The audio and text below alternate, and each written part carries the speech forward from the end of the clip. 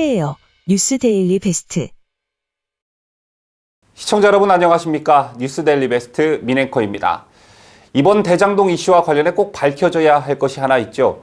이재명의 선거법 위반 사건 대법원 심리에서 무죄 판결을 주도한 것으로 알려진 권순일 전 대법관이 화천대유 대주주 김만배 씨를 8차례나 만났다는 사실이 바로 그것입니다.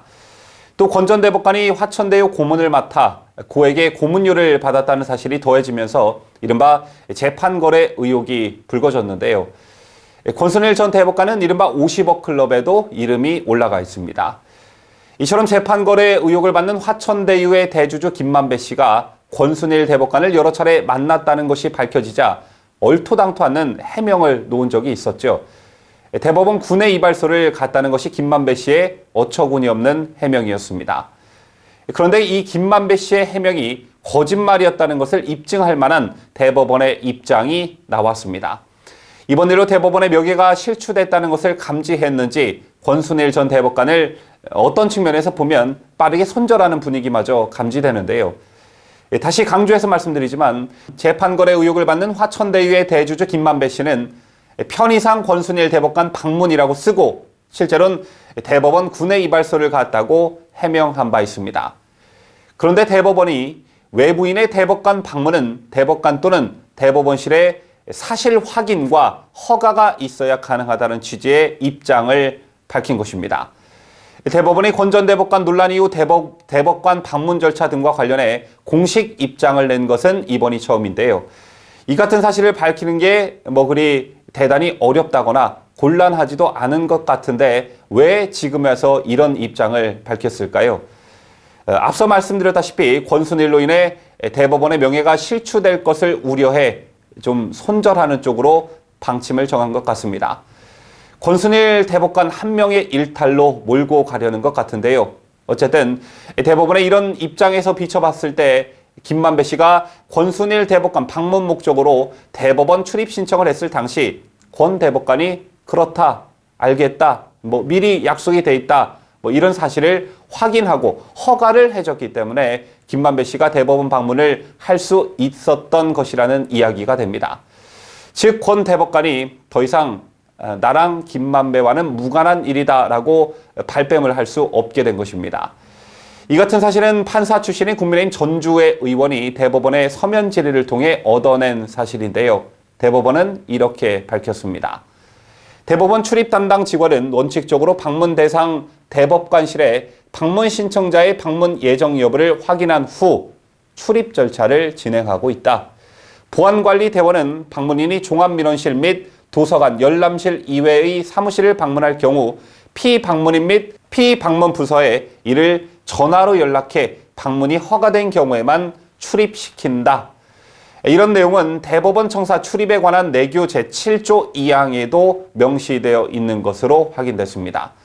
즉, 방문하는 사람이 오면 보안관리원이 대법관 및 비서실에 전화해 이런 사람이 왔는데 혹시 약속이 되셨습니까? 방문을 허락해도 됩니까? 라고 먼저 물어보고 약속이 되어 있는 사람이다. 들여보내도 된다라는 답변을 받았을 때 비로소 방문을 허용한다는 얘기입니다.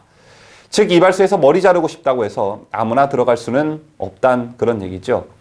이미 알려진 대로 권 전 대법관은 이재명에 대한 무죄 취지 판결을 주도한 것으로 알려진 인물입니다. 이재명은 친형의 정신병원 강제 입원에 관여하지 않았다는 발언을 해 선거법상 허위사실 공표 혐의로 기소돼 1심에서 무죄를 선고받았지만 2심에선 당선 무효형에 해당하는 벌금 300만 원을 선고받았는데요. 지사 당선 무효는 물론 대통령 선거에 출마할 수 없는 위기에 처해 있던 이재명은 작년 7월 대법원 전원합의체에서 7대5 의견으로 무죄 판결을 받아 그야말로 기사회생했습니다. 이 과정에서 권 전 대법관은 3-4가지 무죄 논리를 펴면서 이재명에 대한 항소심 벌금 300만 원 유죄를 뒤집고 무죄 판결을 주도한 것으로 알려져 있죠. 때문에 김만배와 권순일 이 두 사람이 재판을 전후해 수차례 만났다는 게 의심을 사고 있는 것입니다. 이 두 사람의 만남이 의혹을 사는 것은 이재명 무죄 판결과의 연관성 여부 때문입니다. 동양이라 권 전 대법관을 서너 번 만났을 뿐 이재명 재판에 대해 언급한 적이 없다는 김만배 씨의 주장은 누가 봐도 설득력이 떨어지는데요. 이재명 사건이 대법원 전원합의체로 회부된 다음 날, 전원합의체가 무죄 취지로 파기환송한 다음 날, 무슨 이유로 또 공교롭게도 왜 그날 두 사람이 만났는지 김만배 씨가 이재명을 살리기 위한 어떤 로비를 한 것이 아니냐는 합리적 의심이 충분히 가능합니다. 즉 이재명의 무죄 확정 과정에서 김만배가 브로커로 활동했을 것이다 라는 합리적 의심이 들 수밖에 없는 상황이죠. 대법원으로부터 매우 의미 있는 답변을 얻어낸 판사 출신 국민의힘 전주의 의원도 김만배 씨의 거짓말이 드러난 것이라며 권순일 전 대법관이 김만배 씨와 약속을 하고 만난 것이라면 무슨 목적으로 만났겠는가? 이재명 지사의 생환 로비가 그 목적임이 점점 더 분명해지고 있다. 이렇게 말했습니다. 이번 대장동 특혜 의혹 또는 이재명 게이트를 바라보는 여러 가지 시각이 존재합니다. 그중에서도 어쩌면 나라의 근간을 흔드는 재판거래 의혹도 눈여겨볼 대목인데요. 만약 재판거래가 사실이라면 권순일은 물론 이재명도 대선에 출마할 동력을 완전히 상실하게 됩니다. 왜냐하면 그때 재판거래가 없었다면 2심 판결이 확정됐을 거고 이재명은 피선거권이 박탈되었기 때문이죠. 현재 대장동 이슈와 관련해 워낙 굵직굵직한 뉴스들이 넘쳐나니까 이 권순일 대법관과 관련한 소식들은 별 주목을 받지 못하고 있는데요. 나라의 근간이 무너질 수도 있는 일이니만큼 여러분께서도 관심을 가지고 좀 지켜보셨으면 좋겠다는 생각을 가져봅니다. 지금까지 저는 자유대한민국을 수호하는 뉴스데일리 베스트 민앵커였습니다.